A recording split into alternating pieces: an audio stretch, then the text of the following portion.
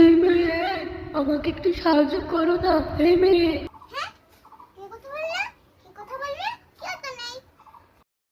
আরে আমি তোমার পাশে আম গাছ, একবার আমার দিকে তাকিয়ে দেখো না। হ্যাঁ, আমার খুব পানি পিপাসা লেগেছে বন্ধু, আমাকে একটু পানি দিয়ে সাহায্য করো না বন্ধু। গাছ এখন পানি খাবে, কিন্তু পানি তো এইটুকু আছে আমার খাওয়ার জন্য। তো সমস্যা নেই, আমি গাছকে দিয়ে দিচ্ছি। আচ্ছা, আমি তোমাকে দিচ্ছি।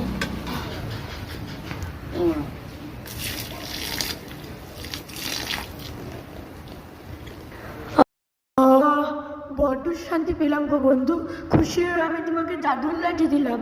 একবার তুমি তোমার বাম দিকে তাকিয়ে দেখো না বন্ধু।